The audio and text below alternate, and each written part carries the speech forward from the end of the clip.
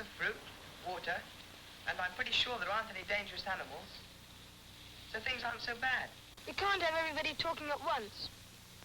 We shall have to put our hands up like you do at school. Then I'll give him a conch. I agree with Ralph. Got to have rules and obey them. After all, we're not savages. But Ralph very quickly learns that keeping order is not easy. There's another thing. If a ship comes near the island, they may not notice us. So we must make smoke on top of the mountain. We must make a fire. Come on, follow me!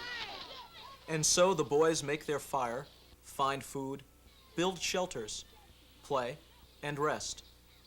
The boys talk about the rules and agree to do things, but they seem more interested in their newfound freedom. No grown-ups, no demerits for breaking rules. But what are the consequences of such unbridled freedom? Socially irresponsible behavior?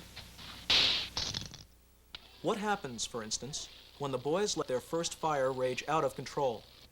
Or later, when they let the fire go out? One day, Ralph spots what looks like smokestacks of a ship. When he goes to check the fire on the mountain, he finds it has gone out. Where were Jack and the boys who were supposed to be guarding the fire? Look, we killed a pig. We're still up in it. We got in a circle. You let the fire out. They might have seen us. We might have gone home. The rivalry between Jack and Ralph grows. But then the boys face another problem, the fear of a beast on the island. He says there's a beast. Comes out of the sea.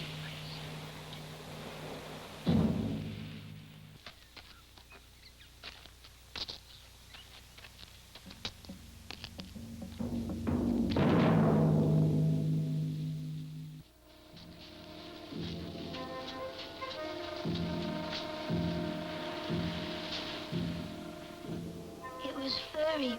There was something moving behind his head. Wings. It sort of sat up. It had eyes. Teeth. Claws. We ran as fast as we could. Dashed into things. The beast followed us. Nearly caught me. You're not pulling our legs, are you? We'll hunt it. Who'll come? Me. For the moment, at least, the rivalries are put aside. The boys are united by their need to deal with the beast. What is the beast? Is it real? Is it just the boys' imagination? Or is it something else altogether? Simon is the only boy who ever clearly sees what it is that frightens the others. But he knows that isn't the real beast. What I mean is, maybe it's only us. What does Simon mean? How can it be the boys? Is the beast within us all? In primitive cultures, the people make offerings to beasts or devils in the hopes of keeping them at bay.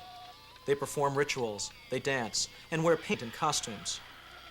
Have the boys been reduced to a primitive society? What is prompting them to behave in this way? They seem to fear the beast, something they don't understand, something different from them.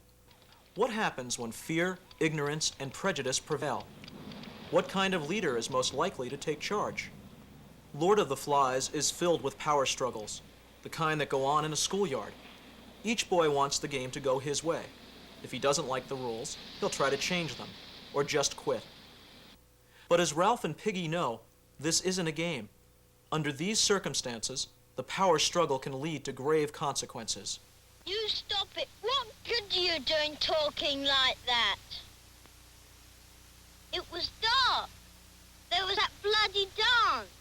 There was thunder, lightning, and rain. We were scared. It wasn't what you said.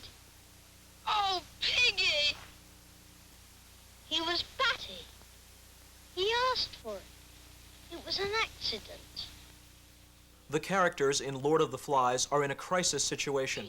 Each reacts differently to the stress. Ralph is a kind of common sense leader who tries to keep order through planning and reason.